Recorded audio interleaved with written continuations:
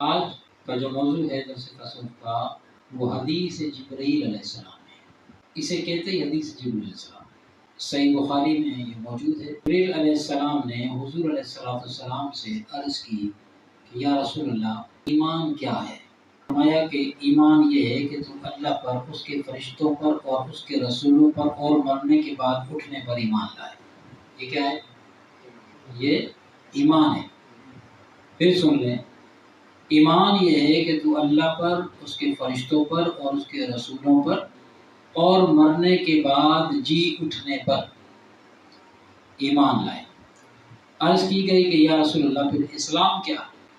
آپ علیہ السلام نے فرمایا اسلام یہ ہے کہ تو اللہ کی عبادت کرے اور کسی کے ساتھ اس کو شریک نہ کرے، کسی دوسرے کو اس کا عبادت میں شریک نہ کرے، اور نماز قائم کرے اور فرض زکوٰۃ ادا کرے اور رمضان مبارک کے روزے رکھے۔ یہ کیا ہے؟ اسلام ہے۔ نماز تو کامن، نماز تو سب نے پڑھنی ہے سوائے کسی اور عذر کے، لیکن اور زکوٰۃ جس پہ فرض ہوگی وہ ادا کرے گا نصاب کے حوالے سے۔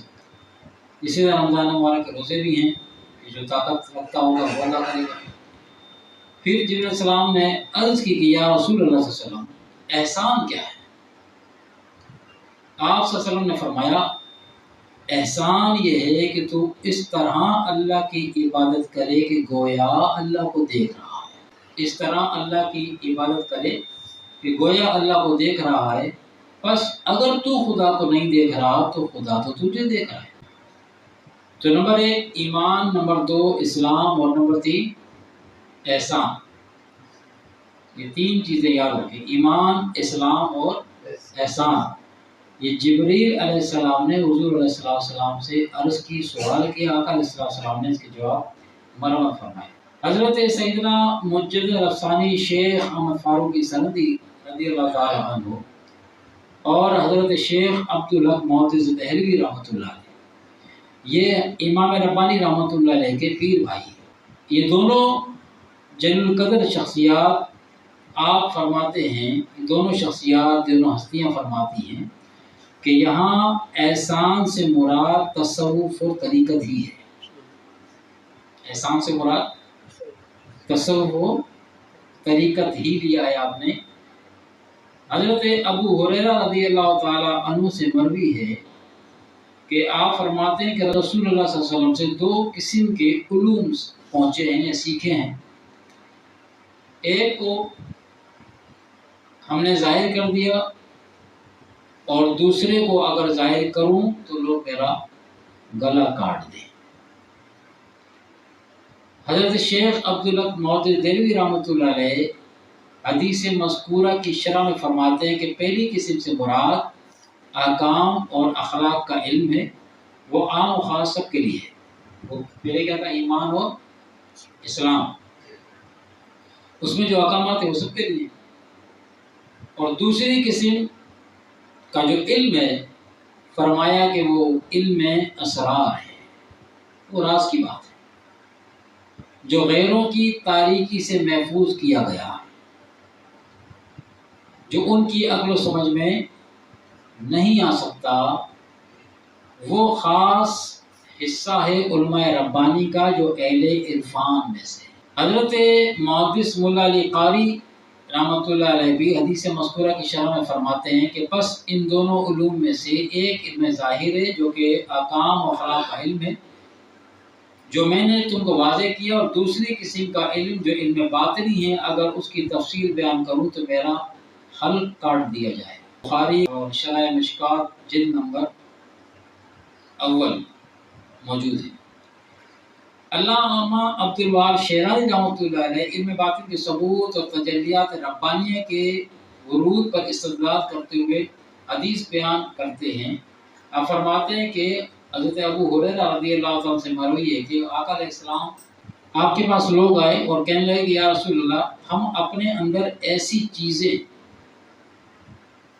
یہاں چیز سے مراد ان کی تھی اسرار، کچھ راز، ہم کو پاتے اپنے اندر کہ ہم ان میں سے کسی ایک پر تکلم کریں، یعنی کلام کریں، گفتگو کریں،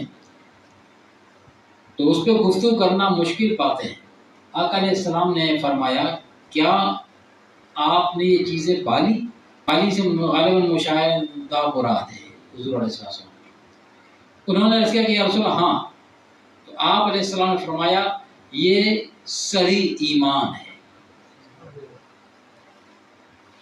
اور ان کا سوال معارف الہیہ کے متعلق ہی تھا کہ ان کے بارے میں بات کرنے سے کفر واقع ہونے کا خوف ہوتا ہے، یعنی جو راز کی باتیں کسی ایسے شخص کے سامنے اس کا ذکر کیا جائے جس کو اس بات کی ہوا بھی نہ لگی ہو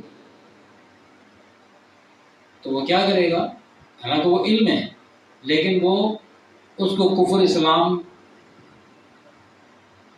کے معاملے میں لے آئے گا۔ جیسے مثال کے طور پہ قرآن کریم کی پتہ ہے قرآن کریم کتنی قرأتوں میں پڑھا جاتا ہے؟ 7 قرأتیں قرآن، 7۔ اب ہمارے یہاں تو ایک رائج ہے، ایک ہے تو ٹھیک ہے، مصر والوں کی اپنی ہے، عرب والوں کی اپنی ہے، عجم والوں کی اپنی، مصر میں تو بہت ساری قرأتیں ہیں۔ تو یہ آقا دو جہاں صلی اللہ علیہ وسلم کے دور اقدس ہی میں کسی صاحب نے جب قرآن مجید دوسری قرأت سے پڑھا تو حالانکہ وہ ان کی اپنی زبان تھی اہل عرب کی، تو چونکہ انہوں نے اس قرأت میں نہیں سنا تھا انہوں نے اس پہ آبجیکشن کر دی۔ تو حضور علیہ السلام کے پاس گیا کہ حضرت یہ قرآن اس طرح پڑھ رہے ہیں، آبجیکشن کی کہ درست نہیں پڑھ رہے۔ آپ نے فرمایا سنائیں۔ جب انہوں نے اس قرأت میں قرآن کو پڑھا اور سنایا تب آقا علیہ السلام نے ان کو تسلی دی اور فرمایا کہ یہ درست ہے۔ اور قرآن کریم کی 7 قرأتیں، 7 قرأتوں پہ قرآن کریم پڑھا جاتا ہے۔ تو اب جس بات کا علم نہیں تھا تو اس پہ آبجیکشن ہو گئی۔ تو یہ جو بات ہے علم ہے جس کا تعلق علم باطن کے ساتھ ہے، جو فرمایا ابو ہریرہ رضی اللہ تعالیٰ عنہ کہ اگر میں وہ ظاہر کر دوں علم تو لوگ میرا گلا کاٹ دیں، حالانکہ وہ علم ہے لیکن چونکہ اسی لیے آقا علیہ السلام نے فرمایا کہ لوگوں سے ان کی سمجھ کے مطابق بات۔ یہ مبلغین کا معاملہ جو ہوتا ہے نا، جو دین کو دعوت دینے والے ہوتے ہیں، خاص کر ان کے لیے بڑا آقا علیہ السلام کی طرف سے بڑی یہ سمجھ لو کہ ایک طریقے کی نصیحت ہے کہ ہر بات ہر ایک سے کرنے والی نہیں ہوتی، اور حضور نے اس پہ خود عمل کر کے دکھایا۔ وہ جو باتیں تھیں جو عام لوگ کرنے کی تھی عام لوگوں میں کر بیان کریں، اور پھر انہی صحابہ کرام میں سے خاص کو بلا کے کمرہ بند کر کے وہ خاص باتیں ان سے ہوئی۔